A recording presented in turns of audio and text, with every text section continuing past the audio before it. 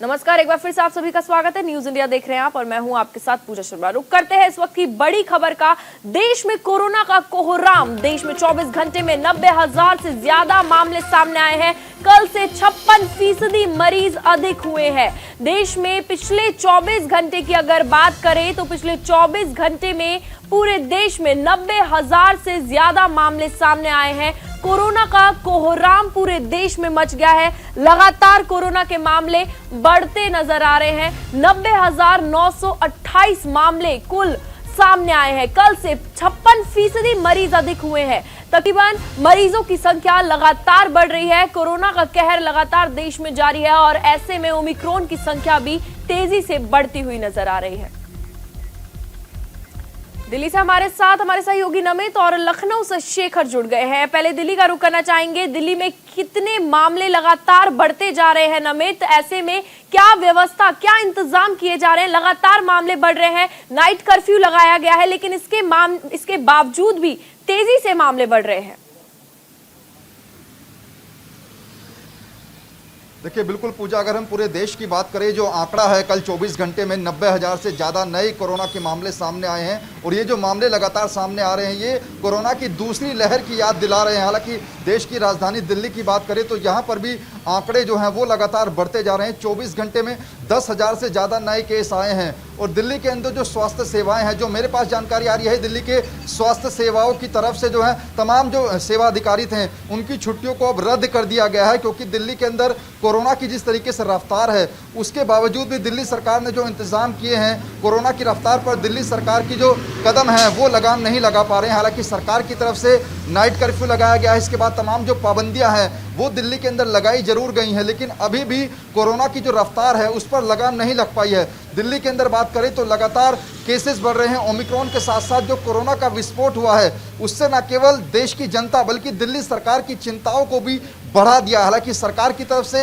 ये जरूर कहा जा रहा है कि दिल्ली की जो स्वास्थ्य सेवाएं हैं वो पूरी तरीके से पर्याप्त है। तमाम हॉस्पिटल के अंदर जो बेड हैं वो खाली पड़े हुए हैं, ऑक्सीजन की कोई कमी नहीं है। लेकिन देश के अंदर जो आंकड़ा आया है कल 300 से ज़्यादा लोगों की मौत हुई है। साथ ही बात करें परसों की बात करें तो 55% उछाल आया था और पिछले 24 घंटे में पूरे देश के अंदर कोरोना के मामलों में 56% का उछाल आया है। तो कुल मिलाकर ये जो आंकड़े आ रहे हैं वो देश को काफी डरा रहे हैं। जो डॉक्टर्स का कहना है बिल्कुल बहुत डरावने आंकड़े आ रहे हैं, लगातार बढ़ते जा रहे हैं। नमित, लखनऊ का भी रुख करेंगे। शेखर हमारे सहयोगी हमारे साथ बने हुए। शेखर, क्या अपडेट है लखनऊ में? कोरोना अपडेट दीजिए जरा।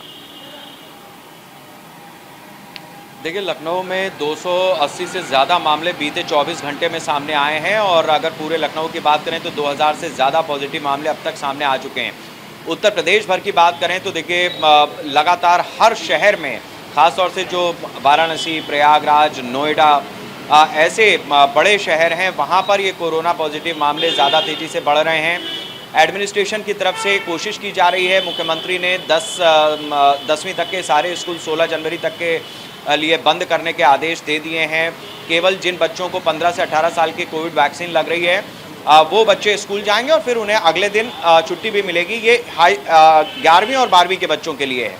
अब आइए, जिस तरीके की स्थिति बिगड़ रही है, दो वजहों से उत्तर प्रदेश में हालात ज़्यादा बिगड़े हैं। तो जो दिल्ली से सटा हुआ इलाका है पश्चिमी उत्तर प्रदेश, वहाँ पर मामले इसलिए बढ़ रहे हैं क्योंकि दिल्ली में बढ़ रहे हैं। बहुत सारे लोग ऐसे हैं जो विदेश से आते हैं और फिर यूपी में एंटर करते हैं। उनका घर होता है मेरठ है, सहारनपुर, गौतम बुद्ध नगर, ऐसी जगहों पर, तो वो वहाँ जाते हैं, वहाँ पर कोरोना पॉजिटिव हो जाते हैं, संख्या बढ़ रही है। लखनऊ की जहाँ तक बात है, एक्सप्रेसवे की वजह से कोई जांच का साधन नहीं है वहाँ पे। मैं बार बार न्यूज़ इंडिया पे इस बात को कहता रहा हूँ।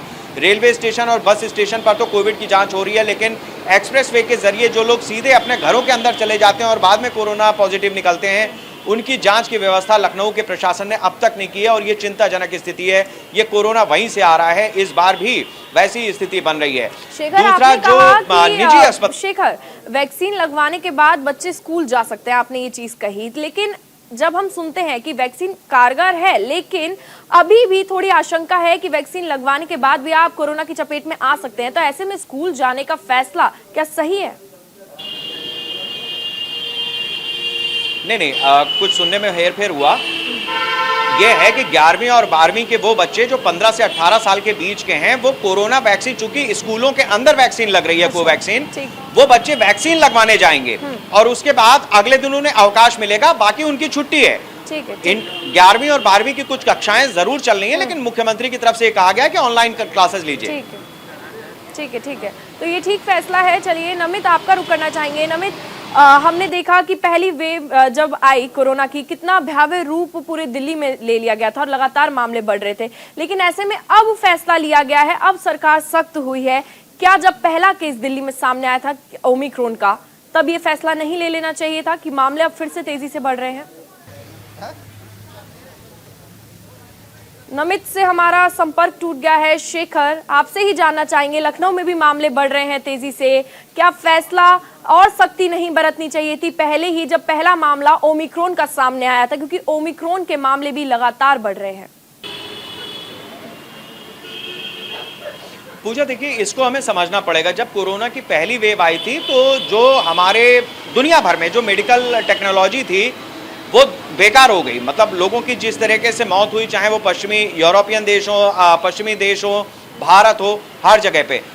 उसके बाद लोगों ने अपने को एडवांस किया, सरकारों ने एडवांसमेंट किए, मेडिकल की जो फैसिलिटेशन है, जो जांच की प्रक्रिया, उनको बढ़ाया गया।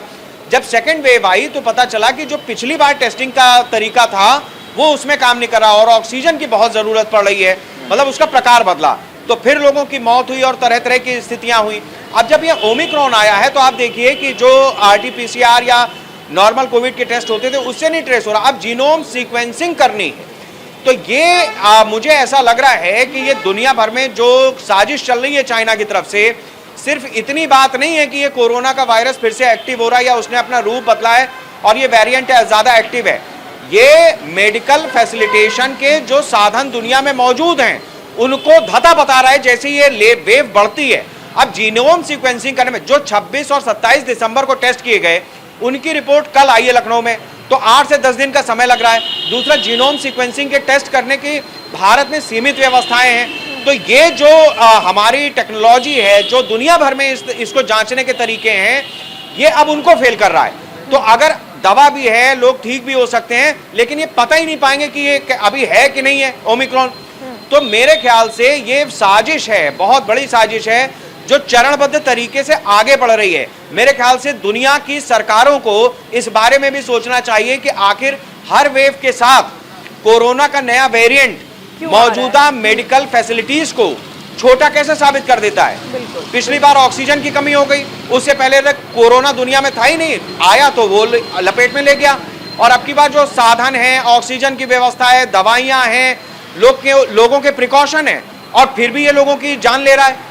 तो ये बहुत बड़ी चिंता की बात है। पूजा, बिल्कुल बहुत बड़ी चिंता की बात है। चलिए शेखर, बहुत बहुत शुक्रिया तमाम जानकारी हमारे दर्शकों तक पहुंचाने के लिए। दिल्ली NCR में बारिश से और बढ़ेगी ठंड, पहाड़ों पर बर्फबारी से गिरा पारा। उस वक्त की बड़ी खबर आपको बता दें, उत्तराखंड में ऊंचाई वाले इलाकों पर बर्फबारी जारी है। मौसम विभाग ने अलर्ट जारी कर दिया है, 10 जनवरी तक जारी किया गया है अलर्ट। 8 जनवरी को भारी बर्फबारी की आशंका जताई गई है। तो दिल्ली NCR में भारी बारिश हो रही है, वहीं पहाड़ी इलाकों में बर्फबारी जैसे आसार नजर आ रहे हैं और बर्फबारी देखने को मिल रही है। उत्तराखंड में भी बर्फबारी हो रही है। दिल्ली NCR में बारिश से और ठंड बढ़ेगी। जहां पहाड़ी इलाकों में बर्फबारी हो रही है तो मैदानी इलाकों में बारिश हो रही है। और दिल्ली NCR में भी लगातार तापमान लुढ़कता हुआ नजर आ रहा है, धुंध देखने को मिल रही है और बारिश से और ठंड बढ़ने के आसार नजर आ रहे हैं। पहाड़ों पर बर्फबारी से पारा गिर गया है।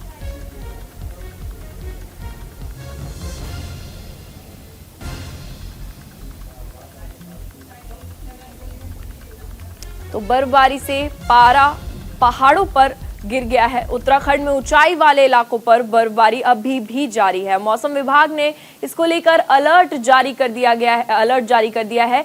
दरअसल 10 जनवरी तक जारी किया गया है अलर्ट। 8 जनवरी को भारी बर्फबारी की आशंका जताई जा रही है। तस्वीरों में आप देख सकते हैं भारी बर्फबारी देखने को मिल रही है और ये पहाड़ी इलाके बद्रीनाथ, चमोली, पिथौरागढ़ और औली की तस्वीरें जहां पर बर्फबारी हो रही है। और पहाड़ी इलाकों में बर्फबारी तो दूसरी तरफ मैदानी इलाकों में बारिश हो रही है।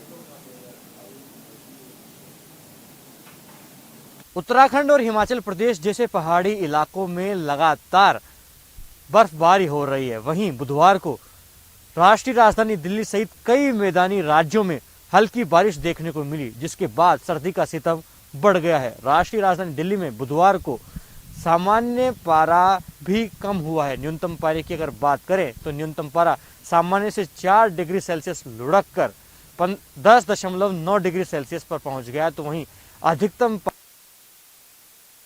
उत्तराखंड और हिमाचल प्रदेश जैसे पहाड़ी इलाकों में लगातार बर्फबारी हो रही है। वहीं बुधवार को राष्ट्रीय राजधानी दिल्ली सहित कई मैदानी राज्यों में हल्की बारिश देखने को मिली, जिसके बाद सर्दी का सितम बढ़ गया है। राष्ट्रीय राजधानी दिल्ली में बुधवार को सामान्य पारा भी कम हुआ है। न्यूनतम पारे की अगर बात करें तो न्यूनतम पारा सामान्य से 4 डिग्री सेल्सियस लुढ़क कर 10.9 डिग्री सेल्सियस पर पहुंच गया। तो वहीं अधिकतम पारे में भी गिरावट देखने को मिली है, जो कि 15.7 डिग्री सेल्सियस रिकॉर्ड किया गया है।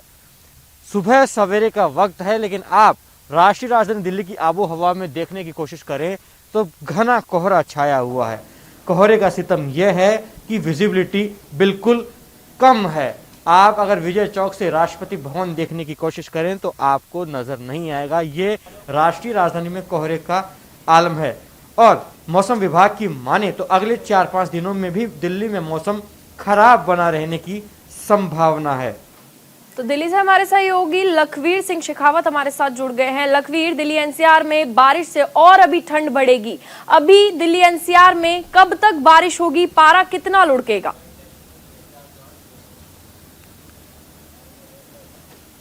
जी बिल्कुल, जिस प्रकार से मौसम विभाग ने आसार जताए 9 जनवरी तक मौसम के खराब रहने की संभावना है और जिस कदर बारिश मैदानी इलाकों में हो रही है उसके बाद से सर्दी का सितम बढ़ गया है और न्यूनतम पारा लगातार लुढ़कता जा रहा है। बीते दिन की अगर बात करें तो न्यूनतम पारा सामान्य से 4 डिग्री कम लुढ़का है और 10.9 डिग्री सेल्सियस तापमान दर्ज किया गया है। मौसम विभाग की माने तो कल का दिन जो बीता दिन रहा है वो अब तक के सीजन का सबसे कम न्यूनतम तापमान वाला दिन रहा है और कड़ाकेदार ठंड पड़ी है। अगर मौसम विभाग की माने तो आने वाले 9 जनवरी तक कड़ाकेदार ठंड पड़ने की संभावना है, जिसके बाद 10 जनवरी के बाद थोड़ी राहत राष्ट्रीय राजधानी सहित जो मैदानी इलाके आसपास से जो दिल्ली से छटते हैं उनके बाशिंदों को राहत मिल सकती है। नहीं तो 9 जनवरी तक कड़ाकेदार ठंड पड़ेगी और बारिश की लगातार संभावना है। कोहरा भी लगातार पड़ रहा है जो परेशानी का सबब बना हुआ है, क्योंकि जिस प्रकार से कोहरा पड़ रहा है उससे लोगों को विजिबिलिटी नहीं हो रही है, गाड़ी ड्राइव करने में काफ़ी समस्याओं का सामना करना पड़ रहा है। उसके साथ ही दोहरी मार राष्ट्रीय राजधानी के बाशिंदों पर पड़ रही है। एक तरफ ठंड की वजह से कड़ाकेदार ठंड की वजह से ठिठुरन बढ़ रही है, तो वहीं घने कोहरे की मार भी झेलनी पड़ रही है। श्रीनगर से एजाज भी हमारे साथ जुड़ गए हैं। लखवीर, उनका भी रुख कर लेते हैं। क्या बर्फबारी हो रही है श्रीनगर में, पहाड़ी इलाकों में बर्फबारी हो रही है? एजाज, ये देखने को मिल रहा है, काफी खूबसूरत तस्वीरें सामने आ रही हैं। तो ऐसे में अभी जहां पर आप मौजूद है, तस्वीरें देखना चाहेंगे वहां की? देखिए पूजा, मेरे सामने जो पीछे आप जो देख रहे हैं ये एक जो है इलाका है दक्षिणी कश्मीर के शोपियां का, जहां पे आप जो है देख रहे हैं बर्फबारी का नज़ारा जो है आप जो है घरों में बैठ के देख सकते हैं। फिलहाल जो है आपको बता दें कि पिछले 3 दिनों से लगातार बर्फबारी का सिलसिला जो है वो कश्मीर वादी में जारी है। बाला इलाकों के साथ साथ जो प्लेन्स है वहाँ पे भी बर्फबारी हो चुकी है। हालांकि गुरेज की अगर बात करें, गुरेज में कम से कम 2.5 फुट के करीब जो है बर्फ एक्यूमुलेट की जा चुकी है। साउथ कश्मीर की अगर बात करें, यहाँ पे 7 इंच के करीब जो है बर्फ एक्यूमुलेट की जा चुकी है। और जो है कड़ाके की सर्दी जो है आज 40 दिन का हैरिस विंटर चल रहा है। 15वां दिन है आज जो बेकलान हैरिस विंटर होता है। यहाँ पे लोगों को सामना करना पड़ रहा है। हालांकि आपको बता दें कि ये ऑर्चिड्स के लिए बहुत जरूरी होता है, क्योंकि जब समर के ड्रॉट की शक्ल जो है ले लेते हैं, जो नदियां होती हैं, नल होते हैं, वो ड्रॉट की शक्ल ले लेते हैं, तो तभी ये ग्लेशियर की जो है शक्ल में पानी जो है नीचे छोड़ जाते हैं। तो ये मानना जो माहिर है यहाँ पे हॉर्टिकल्चर, ये उनका यही मानना है कि ये बर्फबारी जो है हमारे पौधों के लिए बहुत जरूरी है। चलिए लखवीर, दिल्ली में जिस तरीके से तस्वीरें सामने आ रही हैं, कोहरा देखने को मिल रहा है दिल्ली में, तो ऐसे में पूर्ण रूप से स्ट्रीट लाइट्स के क्या इंतजाम किए गए हैं? क्योंकि सुबह सुबह जब हम निकलते हैं, हम खुद देखते हैं कि इतना कोहरा है कि कुछ भी दिखाई नहीं देता। तो ऐसे में एक्सीडेंट होने के काफी आसार नजर आते हैं। तो उसको लेकर क्या इंतजाम पूरी तरीके से दिल्ली में रखे हुए हैं?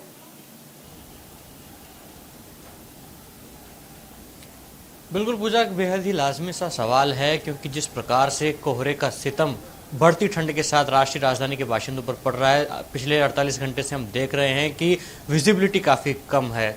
कल भी लगातार सुबह के समय लोगों को काफ़ी समस्याओं का सामना करना पड़ा और बदरसूर आज भी वही देखने को मिला, जिसके तहत राष्ट्रीय राजधानी में लगातार जो स्ट्रीट लाइट्स हैं उनको एक्टिव किया हुआ है और कई जगह स्ट्रीट लाइट्स सही तरीके से काम कर रही है और जहां अब नहीं कर रही है वहां प्रशासन ने ये तय किया है कि जल्द से जल्द दुरुस्त की जाएंगी। और जिस प्रकार से लोगों को विजिबिलिटी में दिक्कत आ रही है, घना कोहरा रहने की वजह से लोग देख नहीं पा रहे हैं और अंधेरा काफ़ी हो रहा है, ऐसे में जहां जहां स्ट्रीट लाइट्स है उनको सुचारू रूप से चालू करवाया जाएगा। ये दिल्ली सरकार का पहला उद्देश्य है, क्योंकि कोई बड़ी दुर्घटना अंधेरे के चलते ना हो जाए। कोहरे की वजह से विजिबिलिटी काफ़ी कम है, तो ये बड़ा टास्क और बड़ी चुनौती बनकर सामने उभर सकती है, जिसके तहत ये काम जल्द से जल्द दुरुस्त करना होगा। इसके लिए प्रशासनिक अमलों को दिल्ली सरकार ने अपनी गाइडलाइंस जारी की हैं।